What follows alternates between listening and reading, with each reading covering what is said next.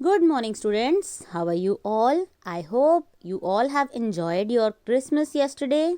So, let's start today's worksheet. Today is Saturday and the date is 26 December 2020. This is worksheet number 141. This is an English worksheet from the Little Fig Tree. First of all, write down your name and then write the name of your teacher. Now, let's start. Dear students, you remember how Shetty the magician was caught in a heavy rainstorm while returning home. प्यारे बच्चों, क्या आपको याद है कि Shetty the magician कैसे भारी बारिश में फंस गया था जब वो घर वापस आ रहा था? Later, how the goats ate the green leaves of our little fig tree. और कहानी में कैसे बाद में बकरियों ने हमारे प्यारे लिटिल फिग ट्री की ग्रीन लीव्स को खा लिया था. And high winds blue away all it's glass leaves. और कैसे हाई विंड्स यानी कि तेज़ हवा ने उसकी शीशे की पत्तियों को उड़ा दिया था. Disaster struck our little fig tree. आपदा थी जो कि हमारे छोटे से लिटिल फिग ट्री पर आकर पड़ गई थी. मतलब कि लिटिल फिग ट्री जो है वो मुसीबतों से घिरा हुआ था. Just like this sometimes we can also face some problems in the form of natural disaster. बिल्कुल इसी तरह ही कई बार हमें भी बहुत सारी समस्याएं झेलनी पड़ती हैं प्राकृतिक आपदा के रूप में, नेचुरल डिजास्टर के रूप में. Natural disasters are sometimes mother nature reacts angrily because of the way we treating her. और कई बार प्रकृति, जिसे हम अपनी माता के रूप में मानते हैं, वो बहुत गुस्सा हो जाती है जब हम उनका ध्यान नहीं रखते, जब हम उनके साथ गलत व्यवहार करते हैं. जैसे हम पानी की बर्बादी करते हैं, हम बहुत सारी पेड़ों को काट देते हैं, हम ज़मीन को जो है बिल्कुल सूखा किए हुए बैठे हैं. तो ये सारी चीज़ें हैं जो प्रकृति को गुस्सा दिलाती हैं. Natural disasters are natural phenomena that lead to the loss of life and property. प्राकृतिक आपदा एक प्राकृतिक घटना है जो कि जिसकी वजह से बहुत सारी जान माल की हानि होती है. मान लीजिए बाढ़ का आना, वो एक प्राकृतिक आपदा है जिससे पानी जो है अपने साथ कितने सारे घरों को बहा ले जाता है. इसी तरह से सूखे का पड़ना, वो भी एक प्राकृतिक आपदा है. Look at the picture given below carefully and identify these natural disasters.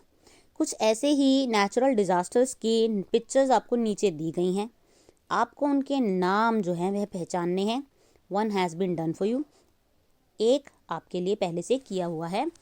First picture में आप देख सकते हैं एक अर्थ जो है वो शेक कर रही है, तो दिस इज़ एन अर्थक्वेक यानी कि भूकंप. भूकंप यानी कि जब धरती कांपने लगती है. इसके बाद अगली पिक्चर में आप देख सकते हैं कि बहुत सारा पानी है जो कि घरों के ऊपर से चढ़ रहा है, जिसे हिंदी में आप कहते हैं बाढ़, इंग्लिश में एफ फॉर फ्लड, राइट. इसके बाद क्या है? इसके बाद है समंदर से उठने वाली ऊंची ऊंची पानी की लहरें जिनकी स्पीड 150 किलोमीटर प्रति घंटा से भी ज़्यादा होती है. ऐसा ही एक बहुत भयानक तूफान बहुत पहले आ चुका है. इसका नाम टी से शुरू होता है, जो कि जिसमें टी साइलेंट है, और अगर आप पहचान गए हैं तो ये है tsunami.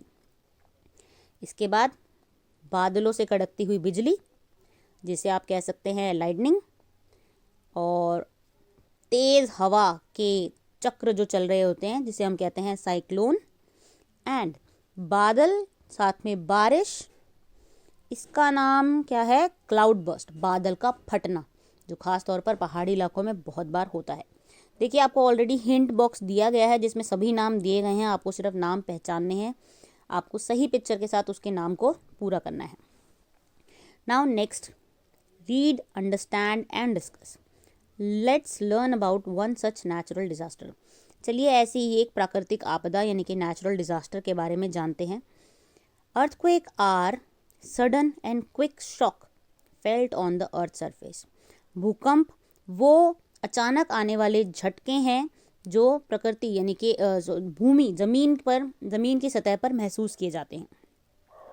We can feel the earth shake and sometimes even the painting on the wall, fans, tables also shake.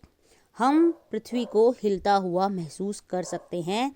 कई बार हमने दीवार पर लगी तस्वीरों को, पंखे को या फिर टेबल्स को सामान को पड़े हुए हिलते हुए देखा भी है ना, जिससे हमें पता चलता है कि भूकंप आया है। Can you recall any such incident? क्या आप ऐसा कोई इंसिडेंट याद कर सकते हैं जिसमें आपने भूकंप महसूस किया हो? Does it with your parents and learn more about discuss it with your parents and learn more about the earthquake। आपको ये अपने पेरेंट्स के साथ डिस्कस करना है और अर्थक्वेक के बारे में और ज़्यादा इन्फॉर्मेशन इकट्ठी करनी है, जानना है।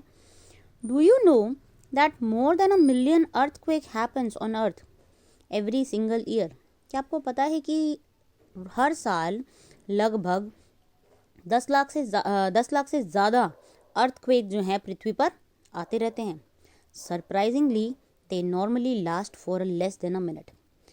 ये जो हल्के हल्के भूकंप के झटके हैं ये ज़्यादातर 1 मिनट से भी कम समय के लिए होते हैं, इसलिए बहुत बार तो पता ही नहीं चलता।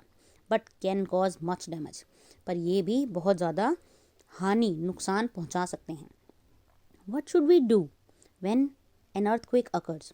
क्या करना चाहिए हमें जब भी भूकंप आता है? उसके लिए हमारे को किस तरह की एक्टिविटीज़ करनी चाहिए ताकि हम अपने आप को बचा सकें, अपने घर को बचा सकें? Yes, you are right.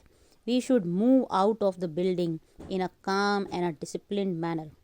जब भी कभी भूकंप आता है हमें उस जगह से, उस बिल्डिंग यानी कि जिस भी बिल्डिंग में यानी कि घर में हम हैं, उससे निकलकर एक खुली जगह में आ जाना चाहिए, वो भी बिना शोर मतलब बिना दौड़ भाग किए हुए, बिल्कुल आराम से शांतिपूर्ण तरीके से, ताकि किसी और को भी चोट ना लगे। मतलब हमें भगदड़ नहीं मचानी होती, बिल्कुल शांत तरीके से जब भी भूकंप आए तो फटाफट से अपने घरों से बाहर, बिल्डिंग से बाहर आकर खुले में खड़े हो जाना चाहिए। Do you remember a mock drill in your school? आपके स्कूल में भी ऐसी कुछ मॉक ड्रिल्स हुई होंगी, क्या आपको उनमें से कोई मॉक ड्रिल याद है? तो आप बता सकते हैं कि उस दौरान क्या हुआ था, कैसे हुआ था।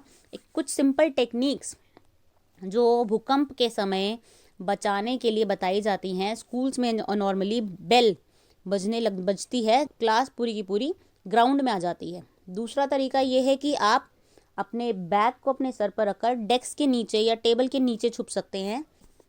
ज़्यादातर तो यही है कि डेस्क के नीचे या टेबल के नीचे छुपा जाता है, ताकि भूकंप के प्रभाव, मान लो अगर कभी बिल्डिंग गिर भी रही है तो उस चीज़ में आपको ना के बराबर हानि हो। तो ये है आपकी आज की वर्कशीट। हम मिलेंगे सोमवार को, तब तक के लिए धन्यवाद एंड मैरी क्रिसमस।